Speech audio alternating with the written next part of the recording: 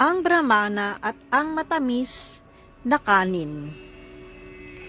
Sa ibang Purana ay sinasabi na kahit na ang isang tao ay iniisip lamang o minemeditate ang mga aktibidad na may pagmamahal, siya ay makakakuha din ng kanyang resulta na hinahangad na makita ng harap-harapan ang Supreme Personality of Godhead. At sa ganito nga, ay may koneksyon dito sa istoryang ito. Isang Brahmana na nakatira sa hilaga ng India ay napakahirap niya. Pero maligaya naman siya na nabubuhay. Alam niya na ito ay kanyang karma lamang dahil sa mga ginawa niya nung mga nakaraang buhay niya. Kanya siya ay naging mahirap. Pero hindi naman siya nalulungkot dahil tahimik naman siyang nabubuhay. At ang kanyang puso ay malinis. Paminsan ay nagpunta siya sa mga lectures ng mga dakila at mga pantas na teachers. At narinig niya na yun nga, kahit na nagme-meditate ka lamang sa Panginoon at ginagawa mo ang mga nais mong devotional na aktibidad, ay makikita mo rin siya. Kung ang hangad mo ay makita siya, si Lord ng harap-harapan.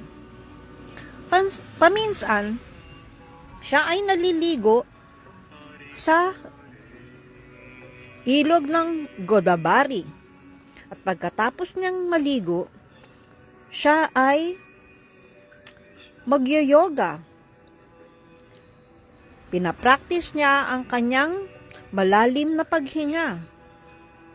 At kinoconcentrate niya ang kanyang isipan sa paanan ng Panginoon. Kanyang inaalala ang Panginoon. Habang ginagawa niya ito, nag-imagine siya na binibihisan niya ang Panginoon ng napaka mamahaling mga kadamitan, mga paraphernalia, korona, at iba pang mga alahas. At pagkatapos ay nagbigay siya ng malarespetong obeisances at nanikluhod sa harapan ng Panginoon. Pagkatapos na bihisan ng maganda ang Panginoon, ay inumpisahan niya na naisipin na nililinis niya na ang templo ng napakaganda at malinis na malinis. Pagkatapos niyang linisin ang templo, inisip na naman niya na siya ay kumuha ng tubig at inilagay niya ito sa napakagagandang lalagyan na kulay na parang silver at gold. At kinuha niya ang malalaking lalagyan na ito para magpunta sa ilog at pinuno ito ng banal na tubig. Hindi lamang niya kinolekta sa Godavari, pero kumuha din siya sa Ganges, sa Yamuna, Narmada, at Kaveri. Kadalasan, ang mga Vaishnava ay kumukolekta ng mga tubig sa banal na ilog at sila ay nagchachant ng mga mantra. Hindi lamang nagchachant ang Brahmanang ito, pero iniisip niya na talagang nilalagay niya ang mga tubig sa gintong banga at kumukolekta ng iba-iba pang ginagamit na paraphernalia sa pagsamba. katulad ng bulaklak, prutas, incense, sandalwood pot. Kinokolekta niya ang lahat na ito at nilalagay sa harapan ng deity. Dahan-dahan niyang inaayos ang lahat ng paraphernalia para sa ikasisiyan ng kanyang deity. At siya ay mag-o-offer ng artik. Sa ganitong mga paraan, inisip niya itong lahat, ini-imagine lamang niya. At araw-araw, ginagawa niya ito. Mahabang panahon na ginagawa niya ito sa kanyang kaisipan. Isang araw, ang Brahmana ay nag-imagine na napakaganda ng kanyang dapat na i-offer para sa harapan ni Lord. Gusto niya na gumawa ng matamis na kanin na mayroong gatas at asukal at i-offer ito sa deity. Pero hindi lamang siya nalulugod na i-offer ang matamis na kanin dahil mainit pa ito. Ang sabi niya, masasarapan si Lord kung ang matamis na kanin ay malamig dahil mas masarap itong kainin kung malamig ito kaysa mainit. Naghintay pa siya ng ilang saglit, pero hindi niya ito tinitikman. Sa kanyang isip, medyo matagal-tagal pa ng panahon na oras, sabi niya, malamig na kaya ito? At sa kanyang kaisipan ay inilagay niya ang kanyang hintuturo sa matamis na kanin. Pero nabigla siya. Napukaw ang kanyang pagme-meditate dahil talagang napaso ang kanyang daliri. Tinignan niya ito. Mamula-mula nga na parang totoong napasok. Iniisip niya na ganito, anong nangyari? Totoo pala na napaso nga yung aking hintuturo.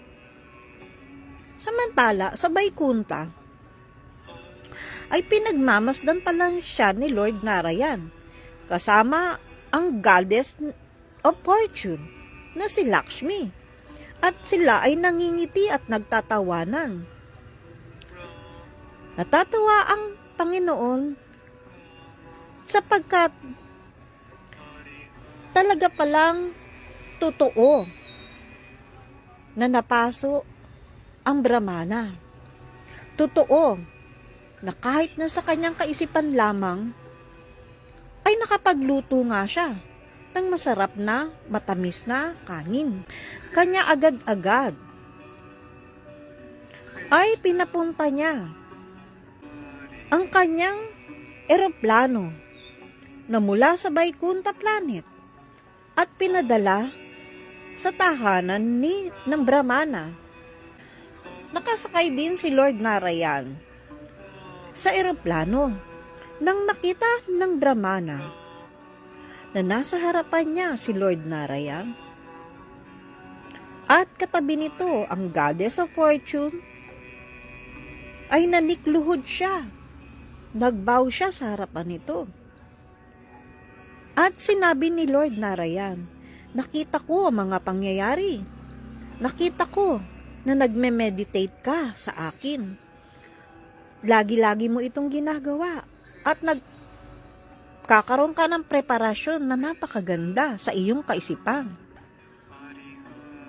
At ako ay natutuwa. Dahil nakikita ko ito. Dahil ako ay nasa puso ng lahat ng nilalang. Ako ay nasa Vaikunta planet. At ako ay sa puso ng bawat nilalang sa lahat ng sulok ng mga universes.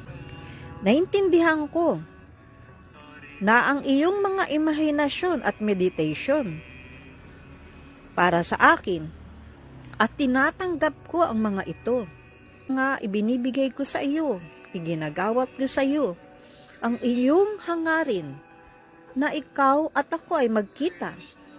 Kanya sinusundo niya ang Brahmana at dadalhin na sa Vaikuntha planet. Isa lamang ito sa mga devotional na mga aktibidad na maaari nating gawin. Lagi nating pakaisipin ang Panginoon. At kung meron din naman tayong kakayanan, ay gawin na natin ang ating pinaka-the best.